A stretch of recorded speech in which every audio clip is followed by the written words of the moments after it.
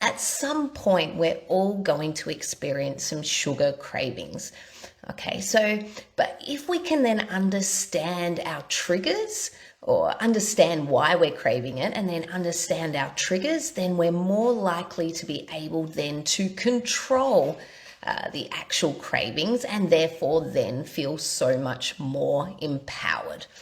Alrighty, so today, guys, we're going to be talking about the most addictive food drug, sugar. Alrighty, if you're on, please hit the thumbs up button. Hey Nat, thanks for joining me. How you doing today? I would love for you to, if you got any questions as I'm going along, please pop them in the comments below, and I'll come back to them as soon as I can. Alrighty, so there's two main reasons why our body craves sugar. So one, we actually need an energy hit, and two, we need to pep our mood up. Alrighty, so we either need a hit of glucose in the bloodstream, or we need, that quick pep of mood, as in that quick pick me up to make us feel better. Alrighty, so they're the two main reasons why our brain is then signaling to our body to crave sugar. Alrighty, now there can be, however, a lot of contributing factors to this, alrighty, to wanting then to increase our mood or wanting then that energy hit. Alrighty, so one big thing that actually contributes to us needing that and craving sugar is sleep. Alrighty, so not getting enough quality sleep is going to make your body crave sugar. Alrighty, so, and I can attest to this, I can vouch for this. I know if I have not had a good night's sleep, then my body is going to crave sugar, and I am going to be, a lot of things are affected here, but I am craving sugar like no tomorrow. Alrighty, and the reason there is our body is tired. We haven't had enough sleep. So our brain is signaling to our body, we're tired, we need that quick energy boost. So we're getting that, the dopamine receptors, so our feel-good hormones are raising there and sending signals to our brain to give us that dopamine hit so that we can then inject some glucose into the bloodstream to then lift our energy and therefore lift our mood.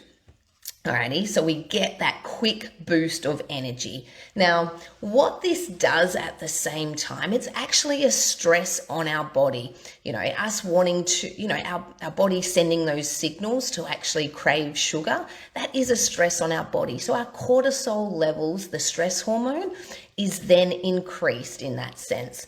Alrighty, and when our cortisol increases, then our body actually can't then recognize as well our leptin hormone, which is the hormone that helps to let us know when we're feeling full. Alrighty, so instead and in its place, what it does is actually increase our ghrelin hormone, which is the I'm hungry hormone. So what it's doing is it's suppressing the leptin, I'm full hormone, and then increasing our ghrelin hormone, I'm hungry. So then it makes us then send those signals to our body to increase to crave sugar in that sense, because we need that quick energy hit. Alrighty, so we need that quick pep up. So if you're on, guys, please say hello, send me a thumbs up, give me a heart button. I love to know that you're there and I love to interact with you. Don't be afraid, don't be shy. Alrighty, so when our ghrelin then, the I'm hungry hormone, is elevated to such high levels, it's going to crave sugar for that boost of energy. Alrighty, so, and I think we've all experienced it when we really just feel like sugar. We really feel like that boost of energy. Alrighty, so what you're going to then find yourself doing is constantly eating throughout the day. So when our leptin hormone is suppressed, the I'm full hormone, and then our ghrelin hormone, I'm hungry, is elevated, then we're going to be constantly hungry, and we find ourselves grazing continually and constantly throughout the day. And I'm sure that you have experienced this. I know I have for sure. Alrighty. So what that then is doing is, sending those hormones, or that craving hormone to not the craving hormone. So it's sending the signal for our body to crave the sugar, to pep up the energy and pep up our mood in that sense. Alrighty. And what we're then craving is the sugar. So, the lollies, the chocolate, the cakes, the biscuits, all of those foods that we crave. And the reason we're craving those is because they're simple sugars. Alrighty, they come into our bloodstream, and the glucose hit, I guess, or the glucose that hits our bloodstream really fast, it then sends that burst and boost. I was trying to combine those two words. It sends that burst of energy into our system, alrighty, and it peps us up straight away. So you're going to crave those simple sugars, so those highly refined, highly processed simple sugars, more so than, say, craving a banana as such. Alrighty, or those complex carbohydrates, which if you eat those, they take longer for the body to actually process and break down. So we're not going to be able to get that energy hit straight away. And remember, our bodies, we need to understand our bodies are so smart, smarter than we'll ever be. And it's actually quite amazing, So just going from something like being overtired or not getting a good night's sleep to our body then, sending these hormones and these cravings from brain to our body to actually then pep up our energy. So it's actually really quite amazing when you can understand exactly what's happening here and why we're then having those cravings. So that's going to then lead to, if you're constantly grazing, constantly picking all day long on these simple sugars to get that energy hit and to get that, burst of energy to pep you up, you're going to find yourself overeating quite easily. Alrighty. So when you're tired as well, you find that your mood is also comes down. I know that my mood isn't always the best when I'm overtired or when I'm, constantly tired, or if I've had a crappy night's sleep, I've had insufficient quality sleep overnight, then I just generally don't feel my best. So my mood is down. So our body is wanting that quick boost of energy to pep us up and to pep up our mood. Alrighty. So one solution that I always recommend to my members, to my clients, is to actually focus on getting the best quality sleep that you can each and every night. So as parents, I most certainly understand that it's not always that easy. I have a daughter myself. She's 7 now and she sleeps really, really well at the moment. However, she did go through a phase where she was constantly coming into my bedroom. So I was getting interrupted sleep each night, which, that is not good quality sleep. So you're aiming for around 7 to 10 hours per night. And that's good quality sleep that you're wanting to get. So don't necessarily think, about the quantity of the hours as such. It's about the quality of the sleep. So that deep sleep and that REM sleep, that real restorative type sleep, because that's, all your repair, all your recovery, all your hormone production happens while you're sleeping. Alrighty, so it's really important to actually be able to focus on getting the best possible sleep. Now, as I said, as parents, that can be definitely challenging at times. So what we can do, we can't control if our children are going to come in during the middle of the night, on a whim. But what we can do is set ourselves up to have the best possible sleep that we can. So actually having a nighttime routine, so leading up to going to sleep, and, doing all that we can to be able to set ourselves up for success. Alrighty. Now, if you are having challenges or struggling to get good quality sleep, please comment below. I'll reach out to you and we can have a chat, and I'll be able to guide you around some really good techniques and some really good routines and habits that you can implement into your own life to be able to, work on getting the best sleep that you possibly can. Alrighty. So I'd love to help you out. So comment below sleep if you're struggling with that, and I'll reach out for you. Alrighty. So let's talk a little bit more around dopamine, as I mentioned earlier. So dopamine is our feel-good drug, and it's secreted once your body, so it's secreted into our from our brain into our body once sugar is consumed. Alrighty, and it therefore then triggers our dopamine receptors in our brain and also our opioid receptors in the brain. So these are the receptors that then trigger addiction. And this is why people can become addicted to sugar.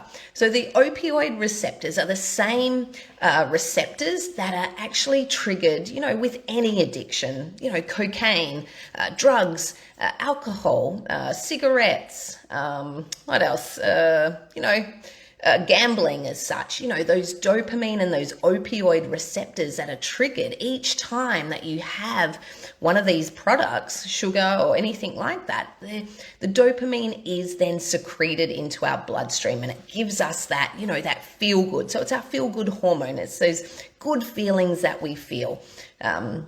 So studies have actually shown the response in the brain, like they've done studies on cocaine users also versus sugar addicts in this sense, and the research and the results were almost identical, which is pretty scary. So the response that the brain is having, whether it's cocaine or whether it's sugar, it's almost identical. Now, how scary is that? Yeah. So as a result, you're going to find then that the withdrawal symptoms are going to be quite similar as well. So, getting the shakes, getting those migraines, the sweats, nausea, all of that you're going to experience as well, which is why it's so difficult to break the addiction of sugar. Alrighty, so I guess if we then work it back, it's easier, or if we can prevent ourselves from getting to that place, then it's going to be much easier to then actually handle. Alrighty, so when we're tired and emotional or down, feeling down or feeling anything like that, our body wants that burst of energy to pep us up. As I said before, our body is so smart. It's smarter than we'll ever be in this sense. So it knows what's going down, and it knows what it needs to get you back to that, because our body always wants to get us back to a state of balance, a state of homeostasis. Alrighty. So the dopamine receptors are going to then kick in so that you crave the sugar, just to then get that dopamine hit to then feel better again. Now, just like a drug user in this sense, each time the drug user, uses drugs, they need more and more to still get to that same level of high. So you're not, each time that you have a hit, so to speak, you find that you need a little bit more, a little bit more, a little bit more to still get that same level of feel good. Alrighty, so it's exactly the same as sugar. Alrighty, and that's where we fall into trouble in that sense, because it becomes this vicious cycle where we eat the sugar, and then the dopamine receptors kick in. It sends, that burst of energy and that real feel good, lifts your mood. So then your brain is saying to your body, well, hey, you just started to feel really good after having that, chocolate bar or that lolly. So it's going to then send more signals to your body to have more. Alrighty, and that's where we get into then that vicious cycle as such. And this is why we can then get addicted to sugar and those foods such as chocolate, as lollies, as cakes, as biscuits, which are just laden with those processed simple sugars. Alrighty. And that's the reason as well why you won't find yourself getting addicted to broccoli or to fish or to chicken as such, because our brain isn't sending that same dopamine, or it's not triggering, that same dopamine response or that same dopamine receptor to our body to then crave that particular food. Alrighty. Okay, so just looking at my notes here, because I tend to waffle on a little bit, I've been told. So I try to have some notes to keep me on par. So if you're watching, guys, please say hello. Thank you so much for joining me. I really appreciate it. And I hope that you're finding some real benefits out of today's video. Alrighty, so what can we do to avoid some emotional eating or excessive emotional eating here? Now what we then need to understand is there's kind of two, factors here. There's the physiology response, which is our body and the dopamine receptors that are kicking in, and then we give out, we get that hit and then it makes us feel good, versus then the psychology side of things. So if you were raised as a child that, maybe, when you hurt yourself when you were younger, you fell over, you grazed your knee, maybe your nana or your mum or whoever, your carer there would give you a chocolate or would give you a lolly as a, oh, here we go, this will make you feel better. Alrighty, so there's some then psychology around that. So I used to get it as a child to help me to feel better. I was told that I will feel better once I have this chocolate, these lollies.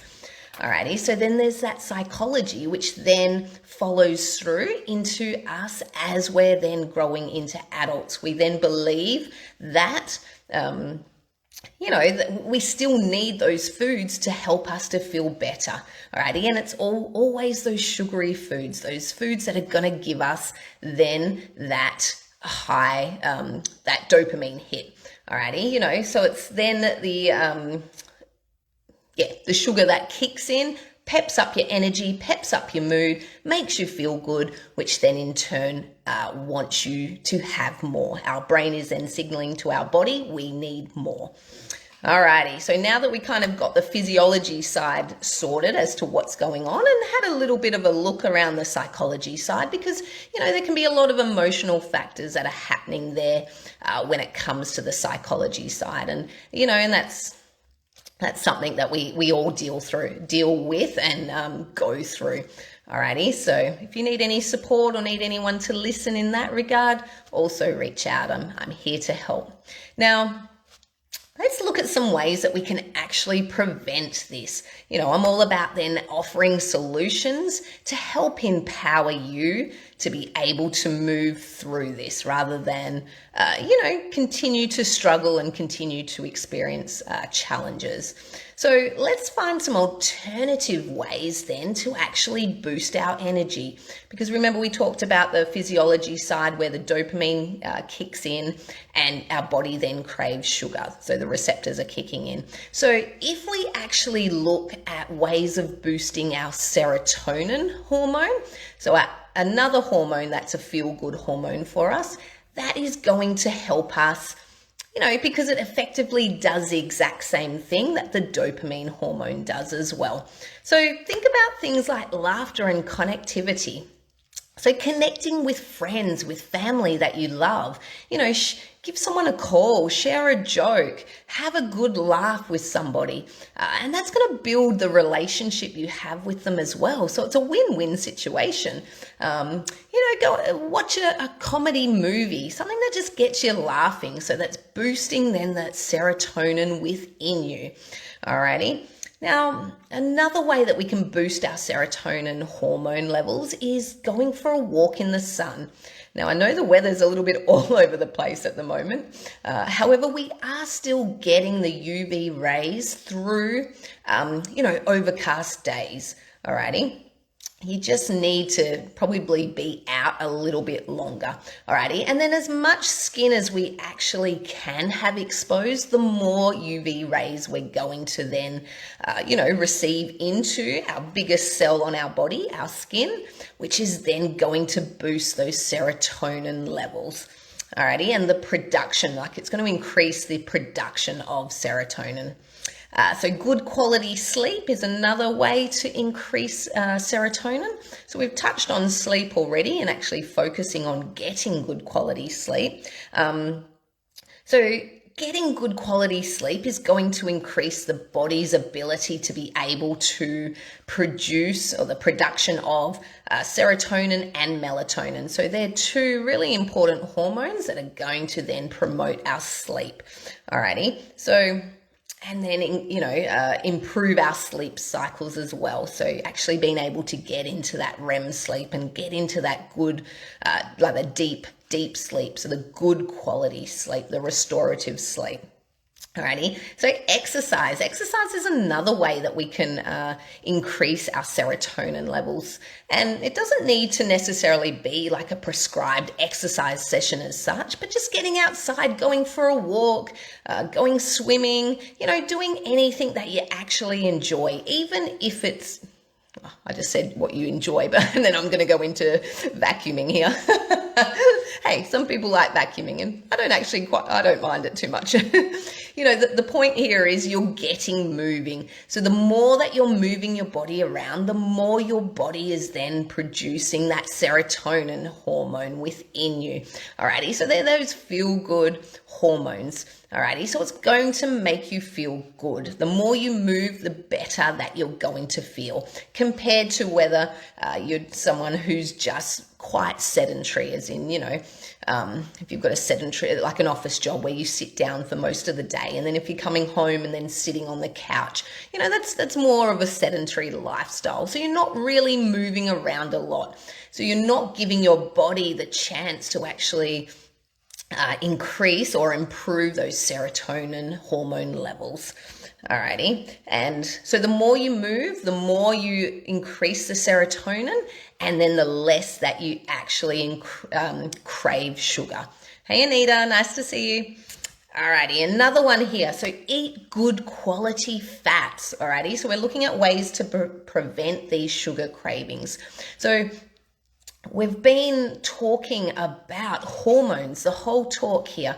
Alrighty, so you need good quality fats in your diet to actually increase and improve the production of your hormone levels. Alrighty, you need fats. That's the one macronutrient that's going to improve your hormone levels. Alrighty, and we've just talked about serotonin, we've talked about dopamine, we've talked about melatonin there. So they're all hormones. Alrighty, so they're required to promote the production of hormones. Alrighty, and when it comes to fats as well, so good quality fats like avocado, olive oil, walnuts, fish, fatty fish, they're some good quality sources. And with that as well, so having good quality fats in your diet is also going to help that leptin hormone as well. Alrighty, so the I'm full hormone. So when you're eating good quality fats, you're actually then promoting the production of leptin, the I'm full hormone. Alrighty. Now, on the other side of things, if we are under eating, so people that believe, unfortunately, I see quite a lot, women in particular, that when they start a new health and fitness program, they want to cut down their food straight away. They want to skip meals and they want to cut down on their portion sizes. Now, if you're not getting enough, if you're not getting sufficient calories each and every day, then you're not getting enough calories for your body to actually, our body needs calories to burn just at rest, just to actually keep us alive and to keep, our body processes ticking over, so to speak. So if you're not actually feeding enough, so having a sufficient amount of calories per day, then it's going to start affecting your hormones in that sense. Alrighty, so And the reason why is because if we're not getting enough fuel into our body starts to shut down, and it will shut down the things that it believes aren't as important. As I mentioned before, our body is so smart, it just wants to keep us alive. Alrighty, so if it's not getting enough fuel and enough calories coming in, it's going to start shutting certain functions down. And the first things that it starts to shut down is our sex hormones. You then have issues with fertility, you have issues with your menstrual cycle and everything like that. And it also then starts to shut down your metabolism. So you're not burning as much energy as you would normally, alrighty, because your body wants to conserve that energy because it thinks it's going to die, alrighty. So it wants to keep you alive in that sense. So you need to eat enough. Alrighty, so skipping meals, people that skip meals and cut portion sizes straight away, just be really careful around that and actually get some guidance around that if you're not sure, exactly what you're doing, because it is a little bit more involved than simply cutting down on food as such. Alrighty. So there we go, team. They are the reasons that we crave sugar and what we can do to actually prevent these cravings. So if you got some benefit out of today's talk and you learned something, that is so fantastic and I'm so happy. So I'd love for you to hit the heart button, hit the thumbs up button. Just allows or helps me to know that I'm on the right track helping you. And it also helps the reach, alrighty, of my video. So it will go to more people that need, this information to actually help them to be the best version that they can be. Alrighty, now, if you find that you are someone that is addicted to sugar, the best thing that I would recommend you do is actually go cold turkey.